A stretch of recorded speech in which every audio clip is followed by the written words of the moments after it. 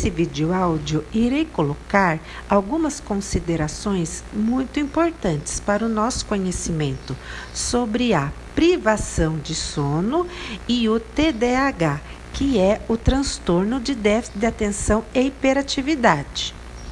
Só que antes de nós comentarmos sobre estes dois assuntos, seria muito importante nós tecermos algumas considerações a respeito do funcionamento cerebral da criança ou do adulto que sofre com transtorno de déficit de atenção e hiperatividade. Normalmente, a pessoa que sofre com TDAH sofre de excesso de pensamento. O que acontece na atividade cerebral da criança ou do adulto que sofre com TDAH? Na mente da pessoa, no cérebro da pessoa, realmente vem uma enxurrada de pensamentos. Ele não consegue organizar o curso do seu pensamento. Agora, é claro que para esse tipo de diagnóstico, a criança ou o adulto, ele tem que passar por uma avaliação médica, por uma avaliação profissional, para que a pessoa realmente saiba se tem ou não tem esse tipo de transtorno. Então, ela tem que passar por uma avaliação normalmente médica, né? É o médico que dá esse diagnóstico à criança ou ao adulto, juntamente com a equipe profissional, com a ajuda de outros profissionais, um psicólogo, um fonoaudiólogo, enfim, toda a equipe ali faz uma avaliação para poder estar detectando se realmente aquela criança ou aquele adulto sofre ou não com um tipo de transtorno. E como eu estava dizendo, a atividade do funcionamento cerebral das pessoas que sofrem com TDAH é uma atividade atípica. Por quê? Porque normalmente a pessoa que não sofre com esse tipo de transtorno, ela organiza com mais facilidade o curso do seu pensamento, os conteúdos do seu pensamento, as atividades que ela tem que fazer durante o dia, em casa, no trabalho, ela consegue se organizar de uma maneira mais tranquila. Já as pessoas que sofrem com o transtorno do TDAH não têm essa facilidade. Por quê? Porque eles pensam em muitas coisas, tudo de uma vez só. Não consegue, aí nessa velocidade de pensamento, muitas coisas pensantes ao mesmo tempo, a pessoa ela não vai conseguir focar a atenção num determinado assunto, ela conversa um assunto, ela não termina, ela não conclui aquilo que ela falou, ela já muda de assunto. Então, realmente, é uma hiperatividade mental que ocorre na mente daquela pessoa, das pessoas que sofrem com transtorno de déficit de atenção. Agora, a privação de sono nas pessoas que sofrem com transtorno de déficit de atenção e hiperatividade vai ocorrer de uma maneira bem mais acentuada, de uma maneira bem mais grave. Por que eu falo isso? Porque a mente da pessoa ela já está naquele ritmo acelerado. Então, o cérebro realmente, nós podemos imaginar a nossa vida cerebral como um carro ligado. Podemos pensar assim. Por quê? Porque você não pode deixar um carro ligado 24 horas por dia. Vai chegar uma hora que você vai ter que desligar. E na mente ocorre a mesma coisa.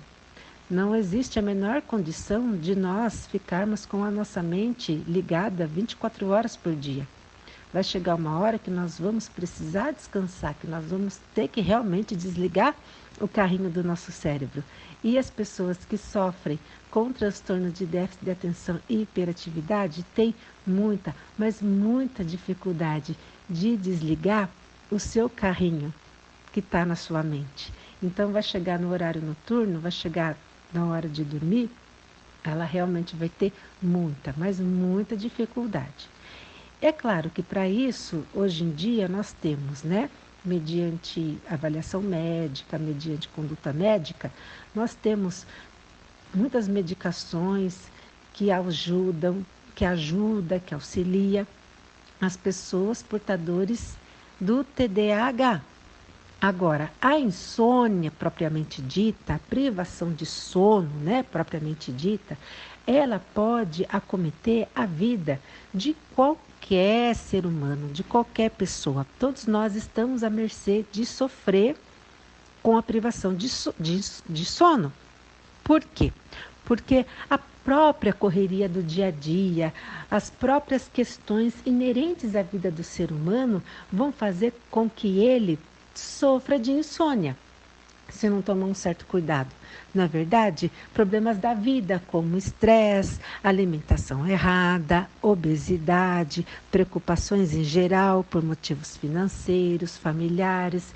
Então, quanta coisa na vida da pessoa não vai gerar nela preocupação, ansiedade, nervosismo. Aí o que vai acontecer? Vai chegar na hora do repouso dela, vai chegar lá no horário noturno, ela vai também ficar com a mente sobrecarregada com todas essas questões e não vai conseguir desligar a sua mente, não vai conseguir repousar, não vai conseguir desligar realmente o motorzinho do seu cérebro.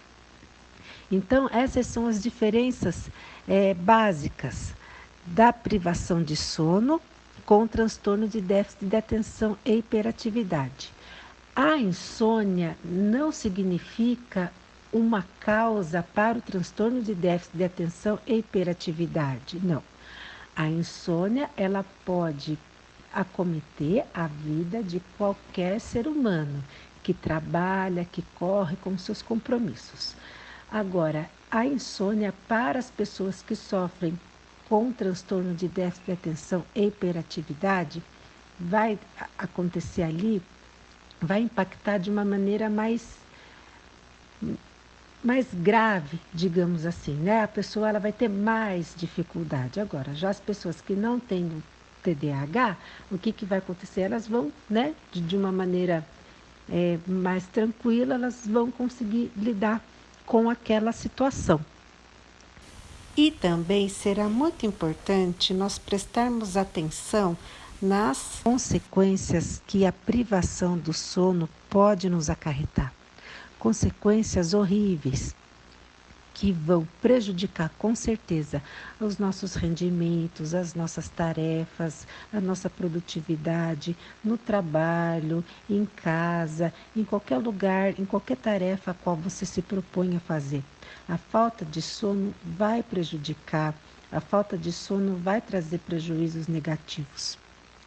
E na nossa saúde, né? A pessoa que não dorme direito, ela pode ficar com irritabilidade, ela pode ficar agressiva, ela pode ficar desatenta, ela pode ter dificuldade para prestar atenção, para focar nas coisas importantes que ela precisa estar ali presente, prestando atenção, né? A pessoa que não dorme direito, ela vai poder acarretar alterações cognitivas nas áreas de aprendizagem, humor, tá? Alterações comportamentais. Então, nós temos uma série de consequências negativas com relação à privação de sono.